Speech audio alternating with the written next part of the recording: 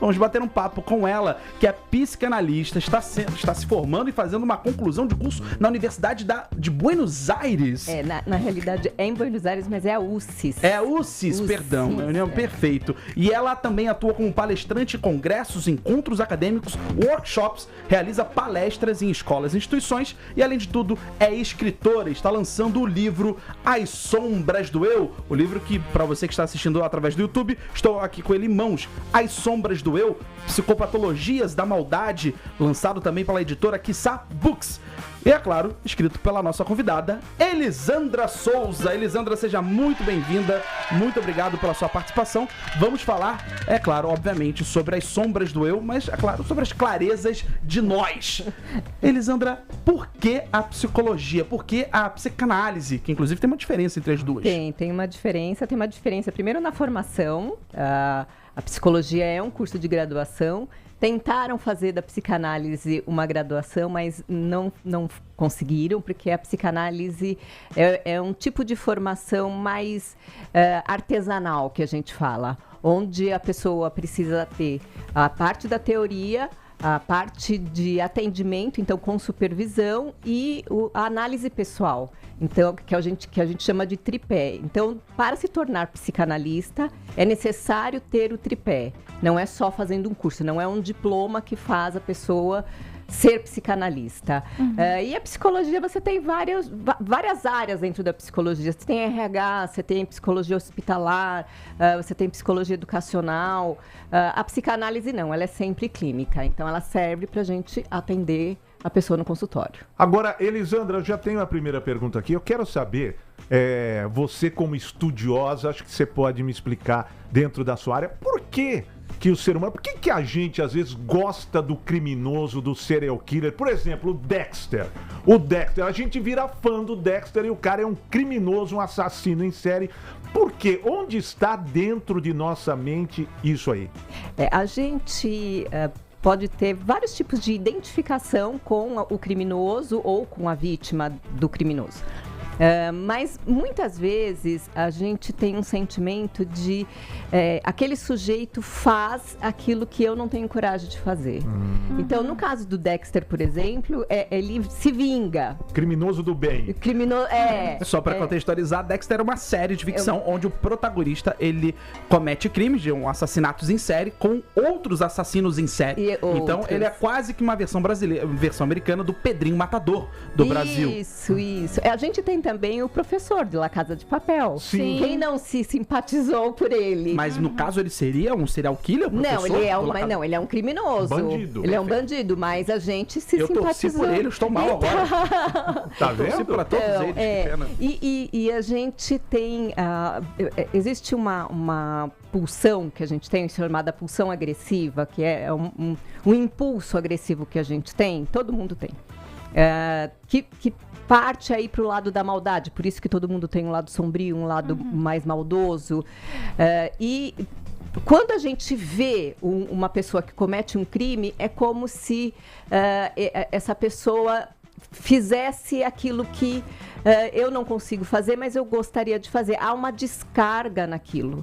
Há uma descarga pulsional quando eu vejo muitos crimes, quando eu vejo documentários, quando eu me identifico com o criminoso. Então, existe uma descarga pulsional, uma descarga que tensiona a gente e que a gente realiza ali olhando o que o criminoso fez. Você disse agora que todo mundo tem um lado sombrio, né?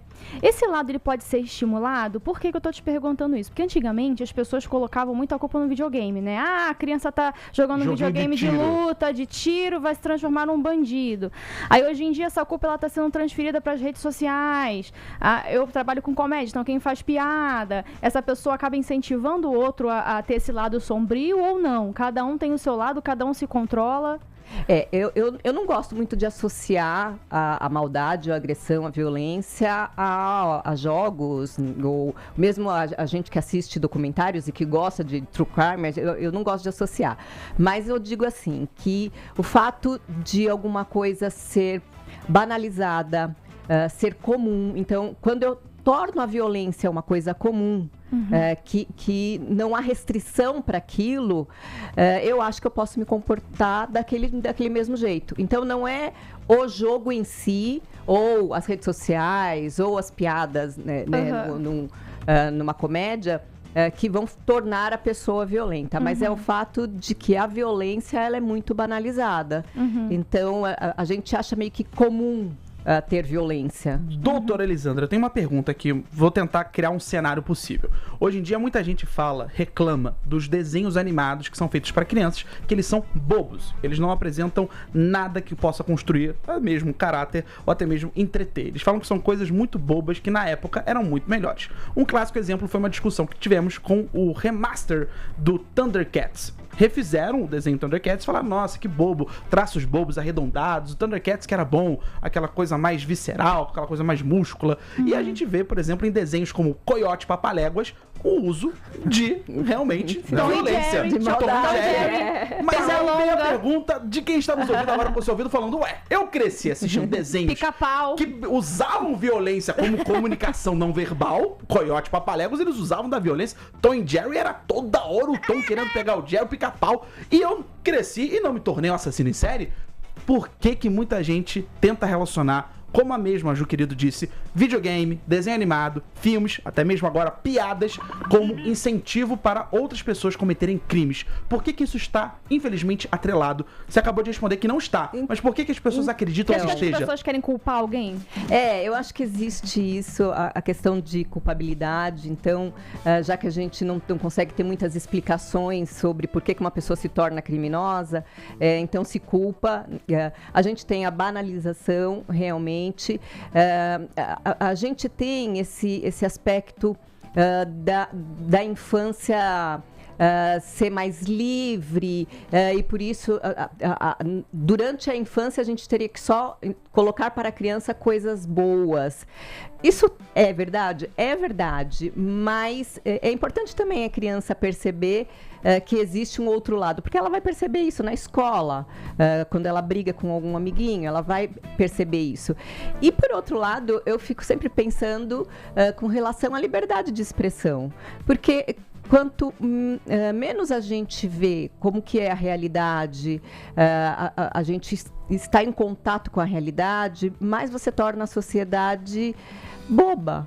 Né? Se ela só vê coisas que são bonitinhas. Muita fantasia demais. Muita fantasia. Pode acabar estragando a sociedade. Sim. Então eu acho que tem vários fatores. Mas acho que da culpabilidade é interessante. E Elisandra, deixa eu te fazer uma pergunta. Qualquer pessoa, qualquer cidadão, qualquer ser humano é capaz, dependendo da situação, de cometer um ato violento ou não? Ou isso é um desvio que a pessoa tem? Não, qualquer pessoa é capaz de... Qualquer pessoa? Qualquer pessoa. De repente, um dia eu posso explodir... Eu não digo nem explodir. Eu não sei quem daqui tem filhos, mas eu tenho filhos. Se fizerem alguma coisa com meu filho, com toda certeza eu vou querer me vingar. É que... ainda bem que a gente tem leis que está acima da gente, e por isso a gente não comete muitas violências. Mas a gente comete violências, por exemplo, no trânsito. Eu vou comentar isso agora. Quando você... a pessoa te fechou e aí você fica com raiva, você vai e fecha a pessoa. Essa é uma demonstração de que a gente pode ser violento. Eu fui assaltado uma vez, ali na 23, o rapaz Meus quebrou... sentimentos. Meu rapaz, faz muito tempo. O rapaz quebrou meu vidro e pegou minha bolsa. Eu falava assim, que se eu tivesse um revólver, eu queria ter uma bazuca naquele momento, Do Rambo. eu ia tirar no menino. A minha sorte foi que ele subiu as escadas e um policial viu, e aí eu tive minha bolsa recuperada inteira. Que ótimo. Mas nem sempre. Mas se você acaba sofrendo uma violência dessa forma, ou alguém coloca uma arma na tua cabeça, ou de repente entra na sua casa, tá ali sua mulher, seu filho. É claro que você vai pensar em cometer uma violência. É que a gente nem sempre chega ao ato, à via de fato, mas que nós temos esse ladinho de ruindade. De perversão.